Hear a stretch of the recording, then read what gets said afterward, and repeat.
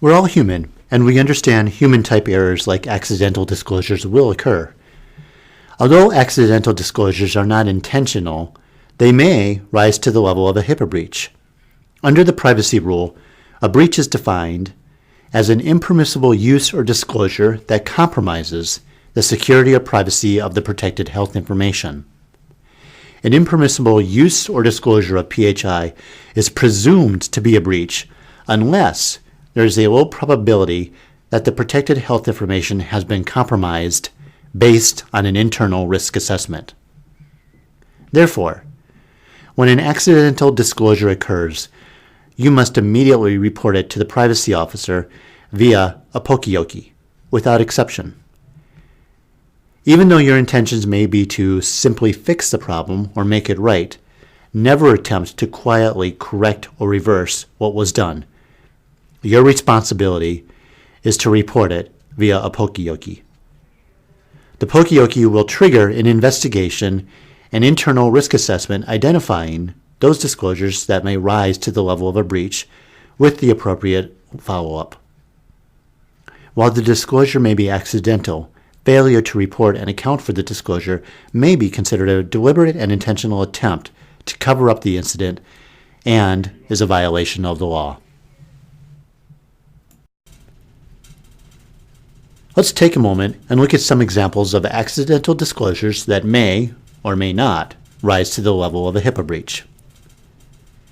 Sending an SMN or other order to the wrong physician's office, or sending PHI to the wrong clinic for the purpose of continued care, or another, shipping or delivering a supply order to the wrong address or wrong patient. And the final example, not covering delivery tickets at the front desk so visitor guests can view them while they're checking in. In all of these examples, a poka-yoke would be entered documenting the disclosure. Now that we've defined privacy and security rules, covered entities, PHI, appropriate uses and disclosures of PHI, and patient rights and accidental disclosures, let's spend some time discussing how this applies to your day-to-day job responsibilities. Here are some examples of HIPAA violations, otherwise known as bad intentional disclosures. Just to be perfectly clear, these are things you should not do. So starting with the first bullet, do not disclose, or in other words, share, a patient's PHI with your friends, family, spouse, etc. This is a direct violation of that patient's privacy rights. They do not have a right to know about that patient's information. Similarly, do not talk about or share a patient's PHI with staff who do not have authority or permission to have knowledge of the patient's information.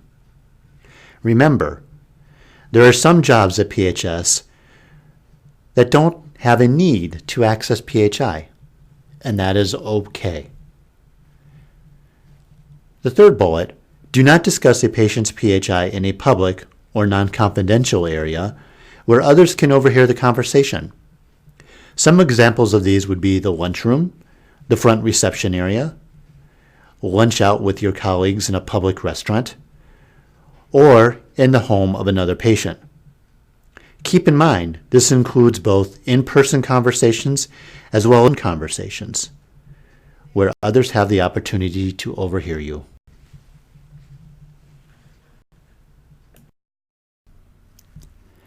Continuing with the examples of what not to do. Do not email patient's PHI with others who do not have authority or permission to have knowledge of the patient's PHI. Remember, you can only email PHI using your secure PHS-administered Gmail account. Your personal email account is not secure nor HIPAA compliant. Do not leave PHI where unauthorized individuals can view it, including your vehicle or in your home, for those of you who work from home. Do not access PHI without a legitimate clinical or business need. This includes accessing our referrals EHR systems when allowed. Never post PHI on social media. Marketing obtains explicit written authorization from promotional campaigns which feature our patients. Do not text PHI. This communication method is not secure and is never permitted. Do not overhead page PHI. Do not leave PHI in a voicemail. Remember, the intent of your voicemail is to let the recipient know you need a return call. Don't forget to include your department and name so your return call can be appropriately routed. And 4 more examples of what not to do. Never share or permit others to use your login and password. Remember, these uniquely identify you in our system. Do not position your monitor screen in the line of sight of unauthorized individuals. So for those of us who work from home or next to the window or public area here in the office, position your monitor so others can't view the information. Additionally, for those of you who access PHI on your smartphones, such as reading emails, be aware of your surroundings and who's within the line of sight of your phone. Never download or click on suspicious files. They may be malware or spyware. These malicious programs can compromise our entire network and even result in massive patient PHI breaches. If you are ever in doubt about an attachment file or email, contact the IT Help Desk at 555.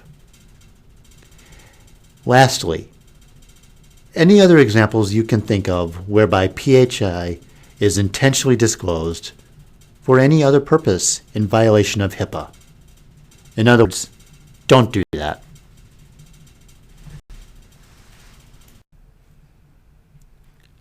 On this slide, we'll take the opposite approach. Here are some best practices you can follow to protect your patient's PHI. Use confidential shredding for all paperwork with PHI. These are located around the office. Never dispose paperwork containing PHI in the regular trash. Keep all paperwork with PHI covered and protected in public areas, especially in your vehicle or up at the front desk. Take only your patient's PHI into the home during your visit. Lock your computer terminal when away from your desk and computer. This also includes when working from home or in the patient's home. Limit the amount of PHI you print when working from home. Do not allow your friends or family to view PHI while working from home. All print jobs with PHI should be picked up immediately. If there are unclaimed PHI print jobs, they should be placed in the black bin face down.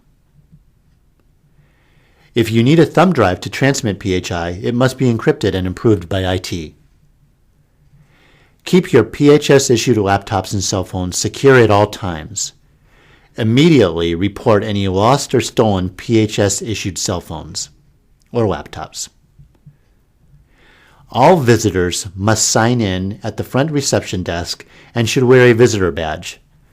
Visitors should be accompanied by PHS staff unless they're in PHS public areas, where they may be left unaccompanied. This includes the front reception area, conference rooms, bathrooms, lunchrooms, and classrooms. And finally, don't forget to wear your ID badge. Overall, follow the golden rule by treating your patient's health information as if it were your own or your family members. Our patients will thank you.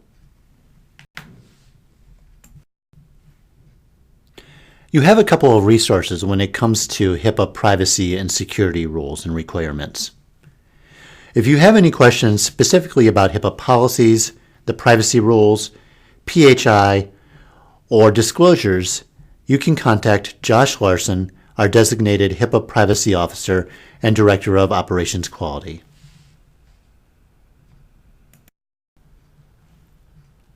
If you have any questions about HIPAA security rules, encryption, electronic storage, or transmission of PHI, you can contact Rick Mueller, our designated HIPAA Security Officer and IT Manager. Thank you for your attention throughout this presentation and for helping us protect our patients' health information while you take care of the child.